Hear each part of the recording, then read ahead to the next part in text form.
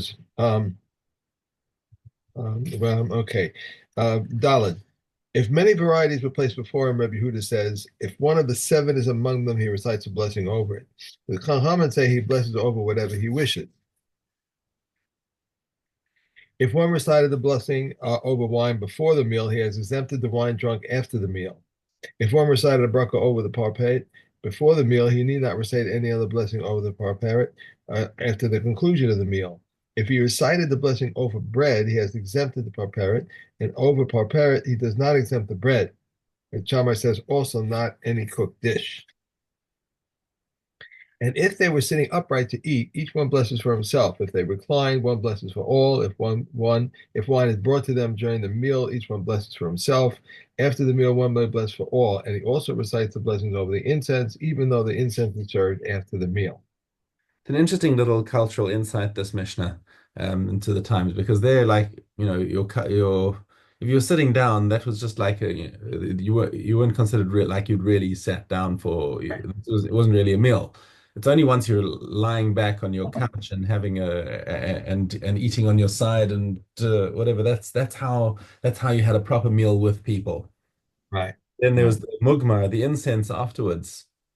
So like that's that you bring some incense after the meal to perk you up. That's kind of your dessert. Very interesting. I Just know. okay.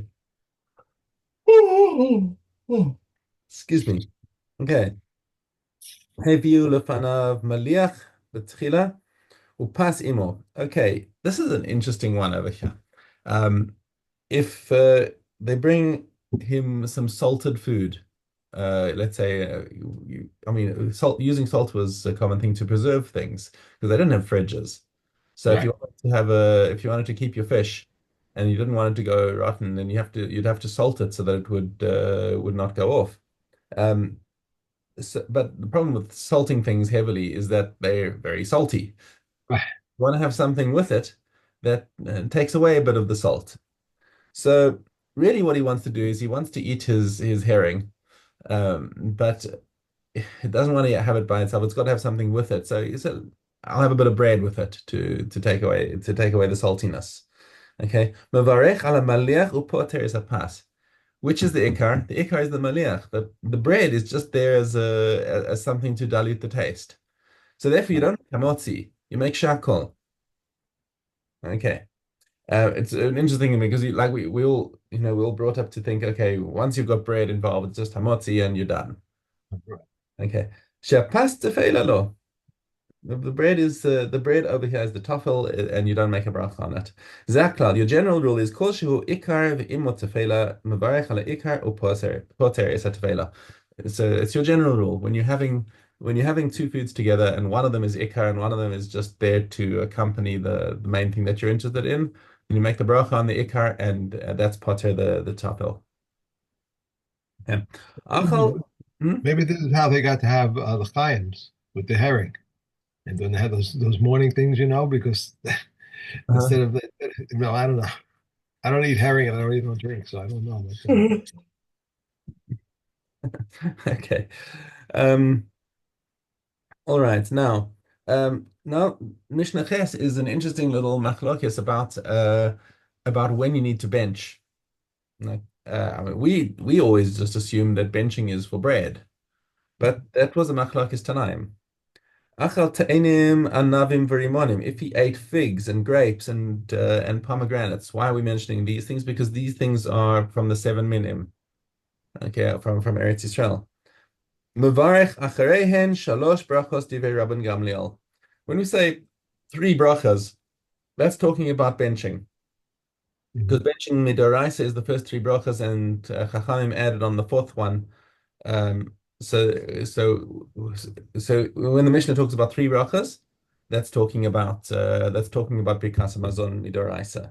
Divrei Rabban Gamliel. So Rabban Gamliel is of the opinion that any of the Shivat Aminim requires you to bench afterwards.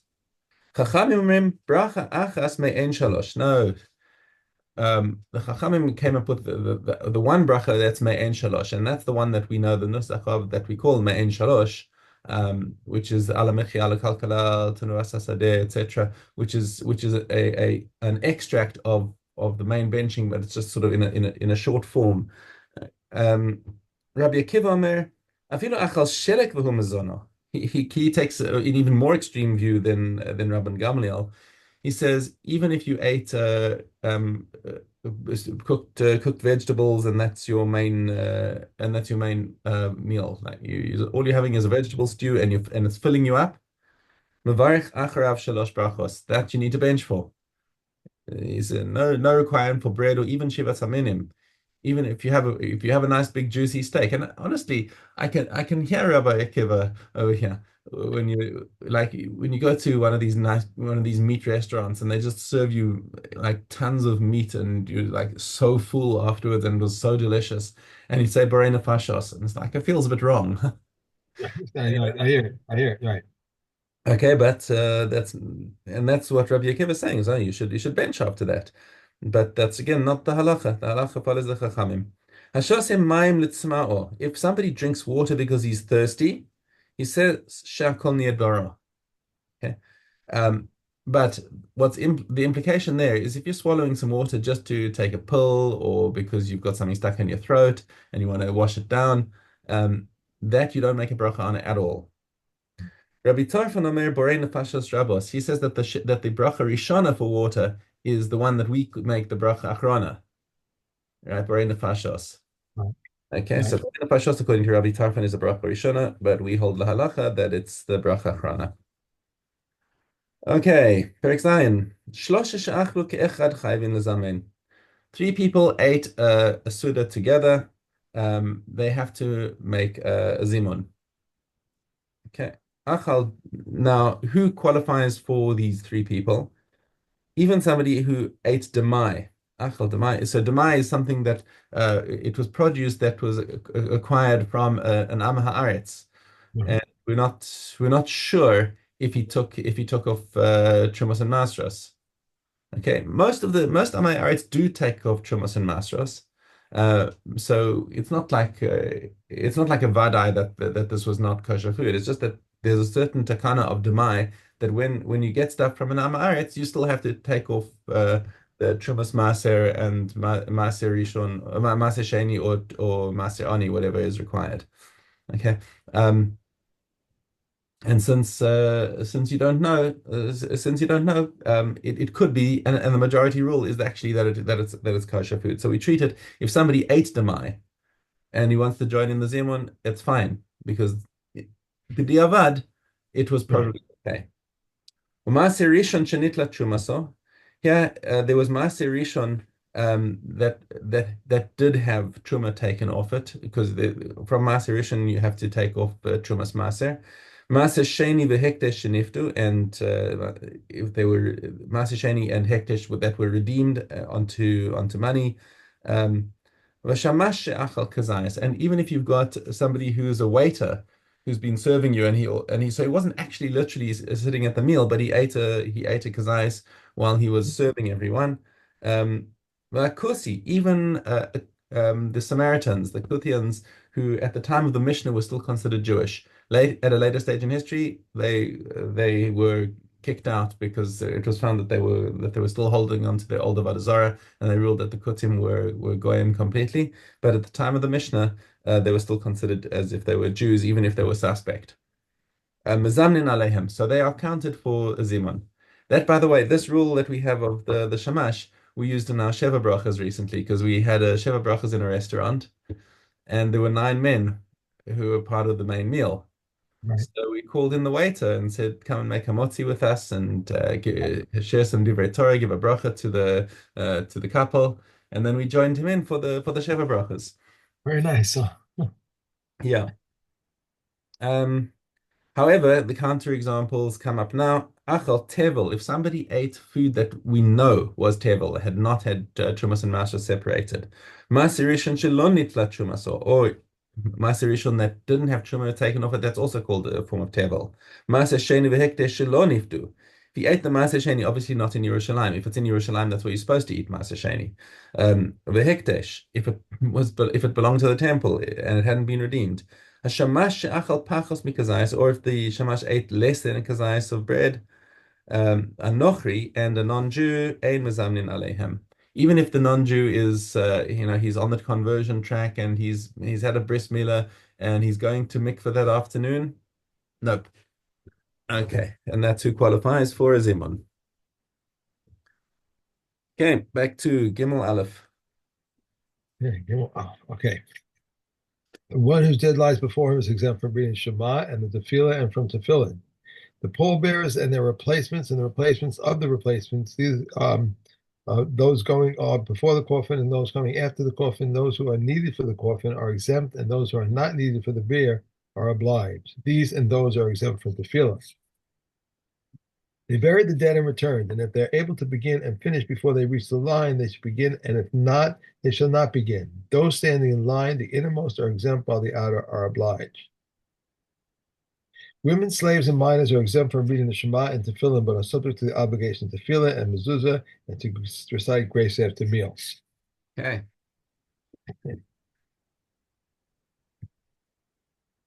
Hey, tell me Yom. Well, let's do Zavim first, and then we'll finish Okay. Zavim, and then start to build Yom.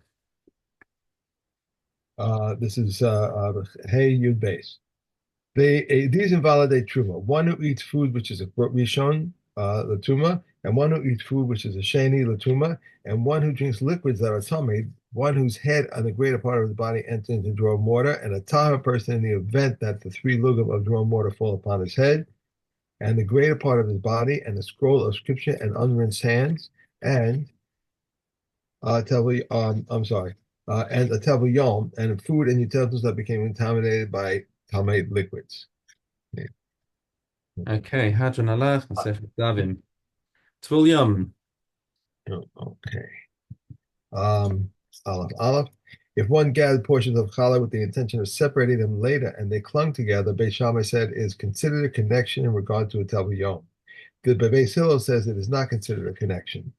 Slices of dough that cling to one another, or the loaves that cling to one another, if one baked a flat cake on top of another flat cake and they became stuck together before they had formed the crust in the oven, froth of water that is hollow on the first froth of split beans porridge and the fourth froth of new wine. Rabbi Yehuda says the same applies to froth of rice.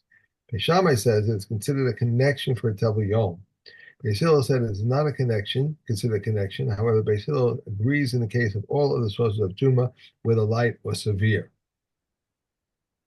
If one gathered the challah portions with the intention of not separating them, if one baked a flat cake on top of another flat cake and it becomes stuck together after they have been formed the crust in the oven, froth of water that is not hollow, the second froth of split beans porridge, the fourth of old wine, and the froth of oil and always, and froth of lentils porridge.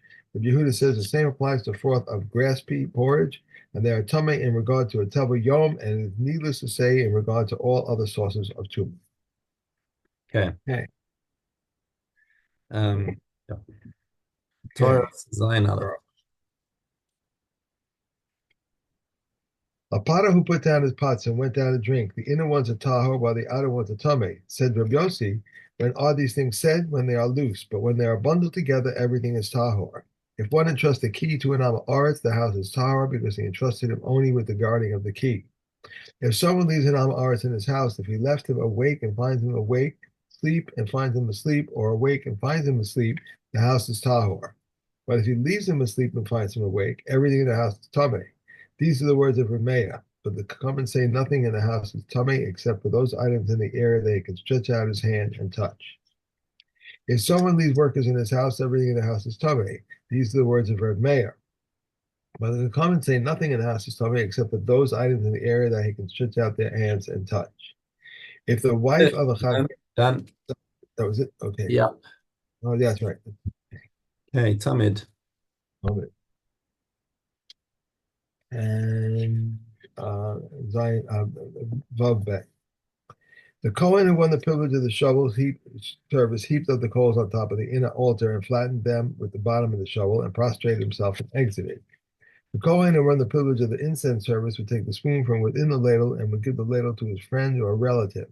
If some spills from the spoon into the ladle, a friend or relative gives it to him in his cupped hands. And they instruct him, be careful that you not begin directly in front of you, lest you get burned.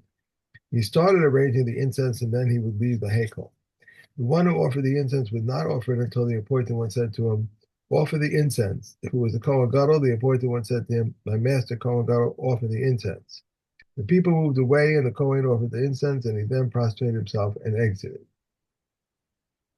When the Kohen Gadol enters the Hakel to prostrate himself, three Kohanim would hold on to him, one on his right and one on his left, and one holding on to the precious stones. And when the appointed one heard the sound of the Kohen Gadol's feet as he was exiting the Hakel, he lifted the curtain for him. He entered and prostrated himself and exited, and his fellow Kohanim entered and they prostrated themselves and exited. Okay, They came. that's it. Okay. Bava Metzia.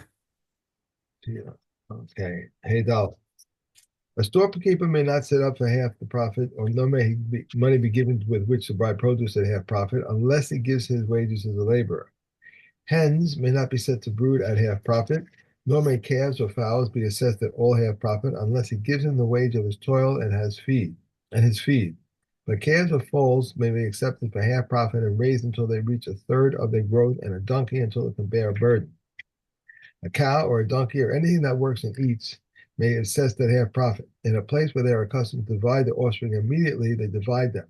In a place where they are accustomed to raise them, they must raise them. Rabbi Shimon Gamaliel says a calf may be assessed with its mother and a foal with its mother. One may increase the rent of his field, and he need not fear that it is interest. Fixed property may not be accepted from a Jew because it is interest, but fixed value property may be accepted from Gentiles and may borrow from them and lend them with interest. And so it is with a resident alien. A Jew may lend out a Gentile's money with the knowledge of the Gentile, but not with the knowledge of a Jew. And Okay. Psachim.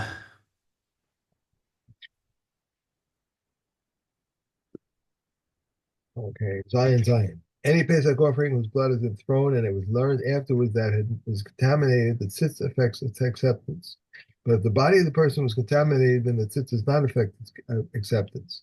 For they have said concerning the Nazarite and the one who performs the service of the Pesach, the tzitz affects acceptance concerning contamination of the blood, but the tzitz does not affect acceptance for the contamination of the body. If one became contaminated from a contamination of the deep, the tzitz accepts acceptance. If the whole or the greater part of it became contaminated, he must be burned before the temple complex with wood on the fire. If the lesser part became contaminated, also the leftover sacrificial meat, they burned it in the courtyards or on the rooftops with their own wood. The mice burned it before the temple complex in order to benefit from the wood of the fire. Any Pesach offering that was taken out or became contaminated must be burned immediately. If the owners became contaminated or died, it must become disfigured and be burnt on the 16th. Rabbi Yochanan ben Berachos says this too may be burned immediately because there are none to eat it. Okay. Good. Good, terrific, great. Have a wonderful day. Enjoy, and Mr. Trump, I will see you tomorrow. And by the way, we did get tickets for the Slack Rock. I told my wife that you said, but so Okay. we saw it. We're going to go Wednesday night to see. Enjoy.